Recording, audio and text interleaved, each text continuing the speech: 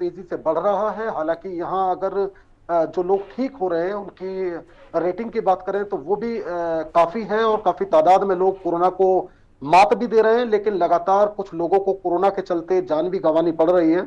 ऐसे में जिस तरह से यूपी सरकार की ओर से अब 5 मई तक कोरोना कर्फ्यू रखने का आदेश जारी किया गया है यूपी में, और जिस तरह से अगले 2 दिन तक भी अब लगातार लॉकडाउन जारी रहेगा। जो लॉकडाउन मंगलवार तक था अब वो गुरुवार सुबह तक रहने वाला है। तो ऐसे में ये कोशिश है कि किसी तरह से जो कोरोना की चेन है, कोरोना संक्रमण की चेन है, उसको तोड़ा जा सके। चूंकि हालात बहुत अच्छे नहीं है, लेकिन जिस तरह से पंचायत चुनावों की अभी भी मतगणना लगातार जारी है, बुलंदशहर में भी प्रत्याशी विजयी हो रहे हैं, किसी की ओर से शिकस्त दी जा रही है। तो ऐसे में जो जश्न का माहौल है वो भी कई गांवों से तस्वीरें सीधे तौर पर सामने आ रही हैं। कई गांवों से ऐसी तस्वीरें देखी जा रही हैं जिनमें लोग जश्न मनाते दिख रहे हैं। अफसोस इस बात का है कि वो लोग सीधे तौर पर कोरोना से बिल्कुल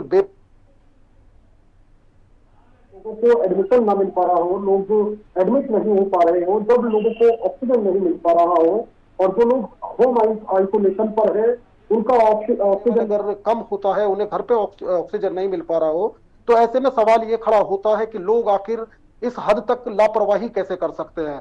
सवाल प्रशासनिक अधिकारियों पर और प्रशासनिक दावों पर भी खड़ा होता है कि आखिर जिस तरह से प्रशासनिक दावे हैं कि बागों में बाहर है, तो आखिर प्रशासनिक अधिकारी जमीन पर उतरकर ऐसे लोगों पर कार्रवाई क्यों नहीं करते हैं जो लोग सीधे तौर पर लॉकडाउन का, सीधे तौर पर कोरोना की गाइडलाइंस का खुला उल्लंघन कर रहे हैं, धज्जियां उड़ा रहे हैं, और लगातार जो संक्रमण जिस तरह से तेजी से बढ़ रहा है और लोगों में उसकी चिंता बढ़ती दिख रही है। ऐसे में जो लापरवाही सीधे तौर पर लोग कर रहे हैं उन पर प्रशासनिक अधिकारी नकेल क्यों नहीं कसते हैं, उन पर सख्त से सख्त कदम क्यों नहीं उठाए जाते हैं।